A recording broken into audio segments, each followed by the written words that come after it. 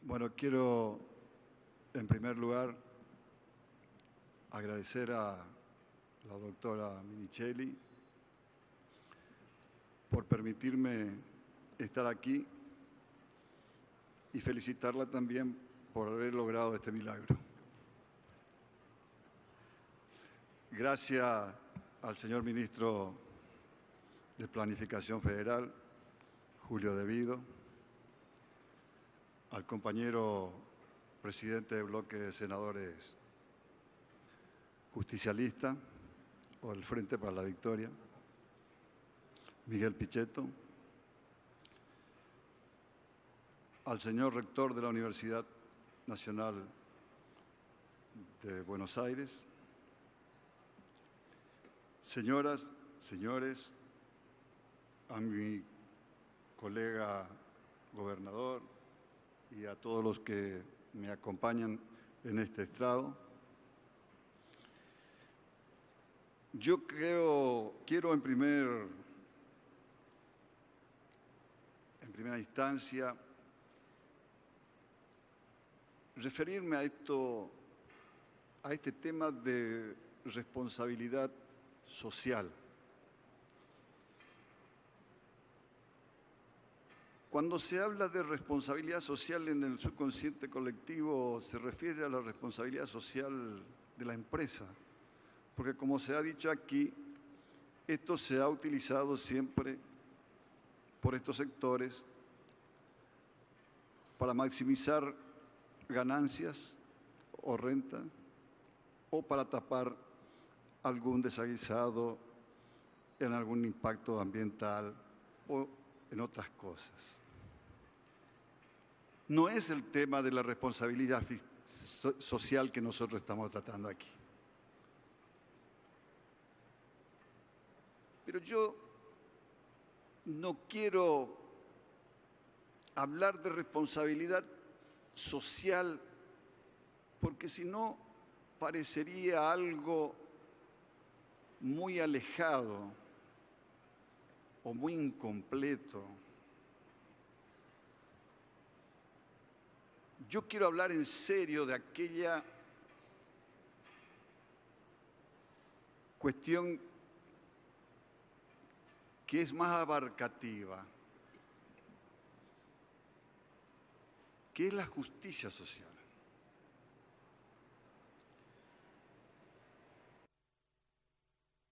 Hay una trilogía,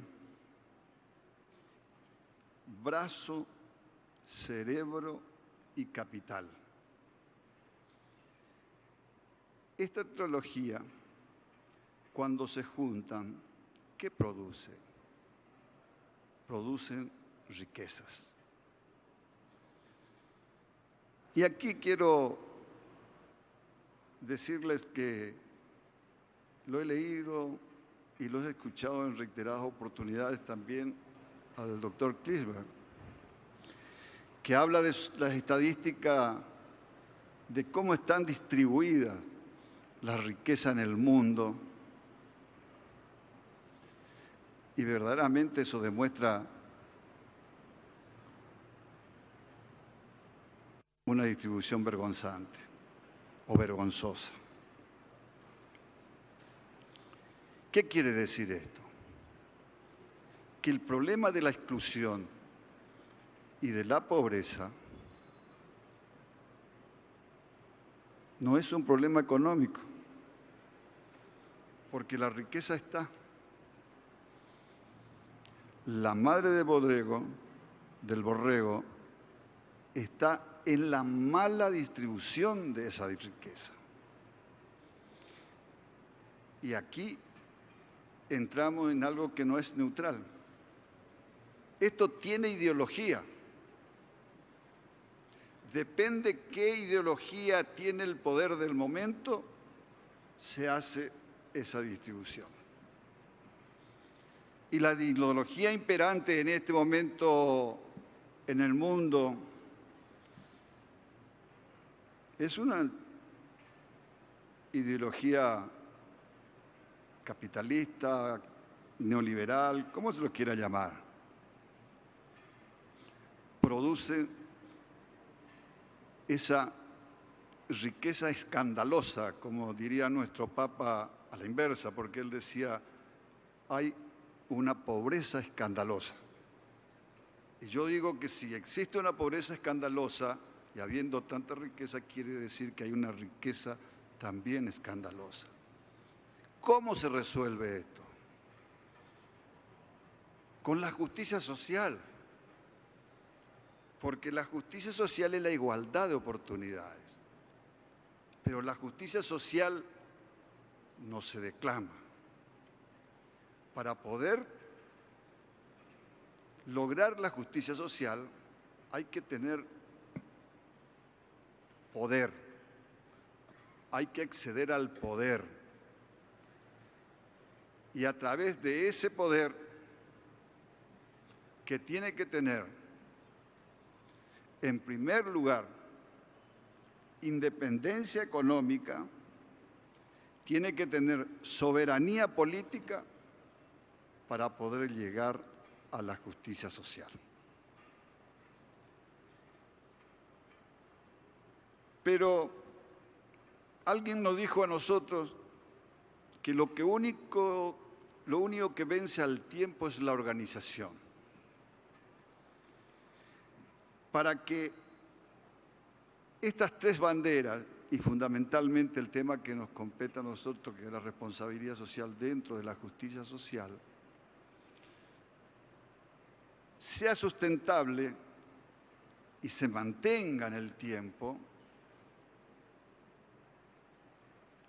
hay que llevar adelante una revolución cultural, como marcaba aquí el compañero intendente Durañona y como también lo hizo el compañero Julián Domínguez. Porque si no logramos estas tres cosas y no logramos organizar a la comunidad, y antes de hablar de lo que es la comunidad organizada, quiero decirles de que la responsabilidad en esta alianza estratégica entre los privados y públicos, yo quiero jerarquizar la política, porque es la política la que debe actuar en forma permanente en ese movimiento que ocurre también permanentemente en nuestra comunidad, que es la armonía y la desarmonía. ¿Qué quiere decir esto? ¿O qué quiero decir con esto?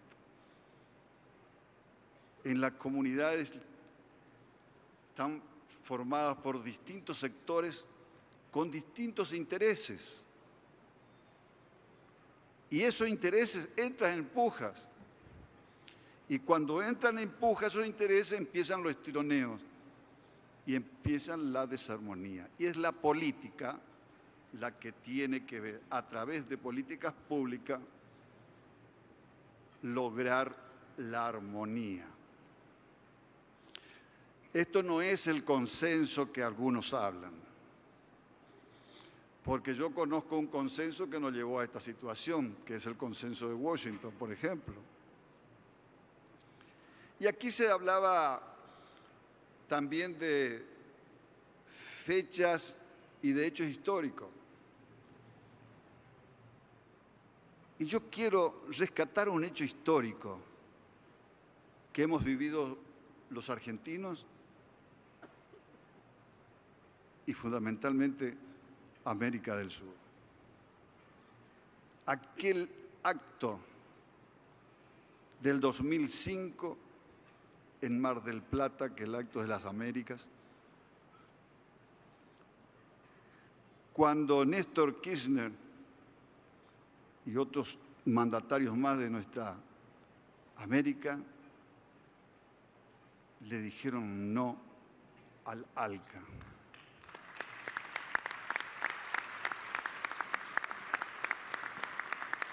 Este es un hecho histórico, porque de ahí en más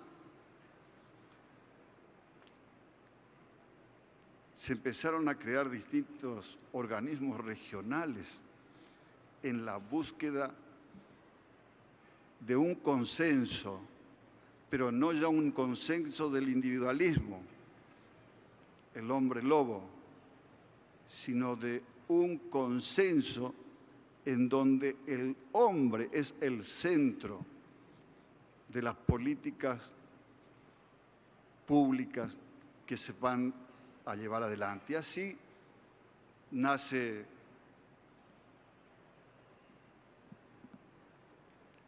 el CELAC, la Organización del Sur, que tiene su sede aquí en Buenos Aires y cuyo su primer secretario general fue el compañero Néstor Kirchner. ¿Qué nos está indicando? Nos indica de que nadie se realiza en una comunidad que no se realiza. Nadie se realiza en una nación que no se realiza. Y como hoy ya pasamos la etapa de nacionalismo, luego el continentalismo y estamos en la etapa del universalismo, quiero decir que nadie se realiza en un continente que no se realiza y nadie se realiza en un mundo que no se realiza. Y hoy vemos estas pujas terribles que se dan en todas partes del mundo. Pero tal vez yo, como un gobernador de la provincia de Formosa, no soy la persona más adecuada de hablar de estos temas.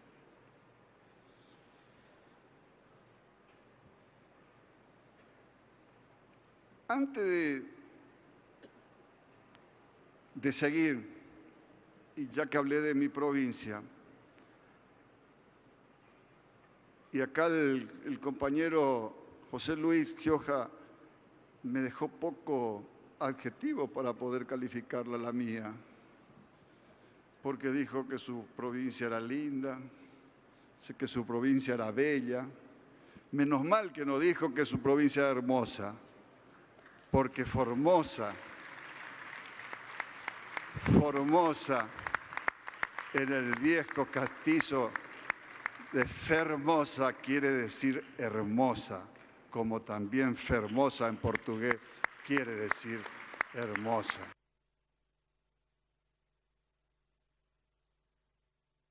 Yo le acepto sí a José Luis, que su provincia ha sido una de las provincias, de las antiguas provincias que han parido esta nación.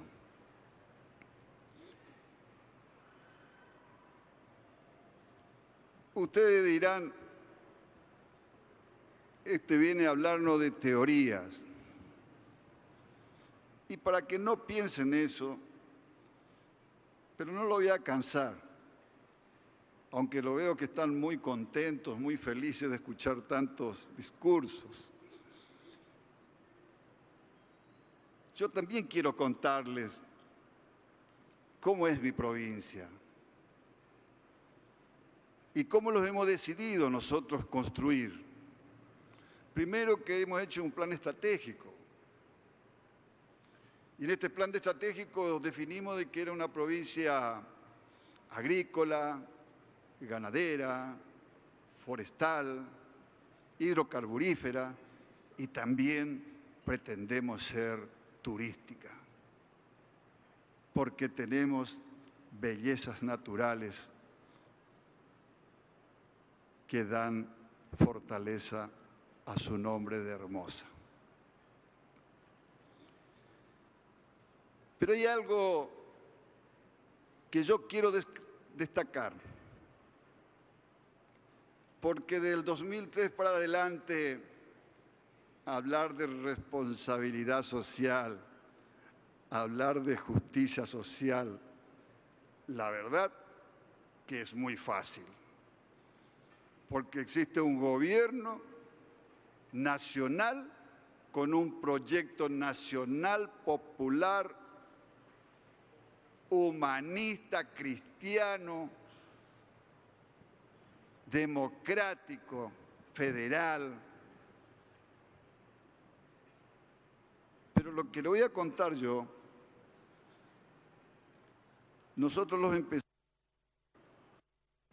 lo empezamos a hacer en el año 96. Escuchen bien, en el año 96, núcleo todavía de los 90 y del consenso de Washington. Veíamos cómo la gente del campo tenían que emigrar porque no tenían destino en su propia tierra. Hicimos un diagnóstico y nos encontramos con 10.000 productores minifundistas.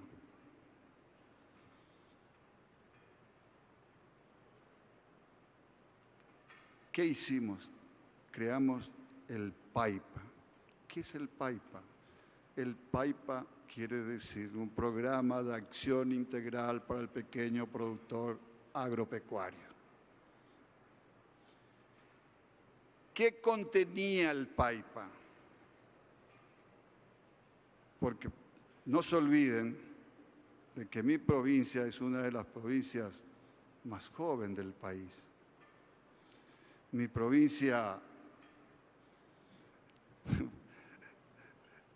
se provincializó o salió la ley de provincialización, fue sancionada el 15 de junio de 1955 y el 16 de junio los más viejos se recordarán del bombardeo de Plaza de Mayo y recién el general Juan Domingo Perón promulgó el 28 de junio de 1955. Pero el primer gobierno constitucional de mi provincia fue en el 58 con proscripción del gobierno de todos los peronistas. Y esa juventud hizo de que estos productores no tenían la posibilidad de acceder al título de propiedad de ese pedazo de tierra que ocupaban. Y en cambio, habían latifundios que fueron entregadas cuando eran territorios a familias acomodadas de aquí del puerto. ¿Qué hicimos? Le entregamos, le regularizamos la propiedad de su tenencia. Le hicimos la vivienda rural. Organizamos distintos consorcios de 5 a 12 productores. Acompañamos con un sistema educativo. Incorporamos el ciclo básico rural.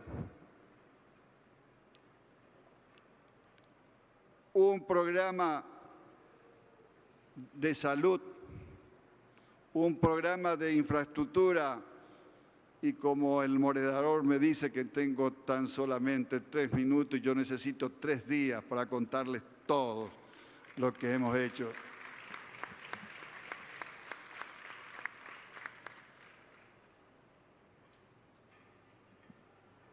Capacitación, paquete tecnológico en igualdad de posibilidades del productor grande que tiene capital y todos los técnicos que requiere para su asesoramiento. el Estado ha estado presente. Y hoy, para poder redondear, le pido 2 minutos más, porque si no queda inconcluso esto que para mí es una cuestión revolucionaria.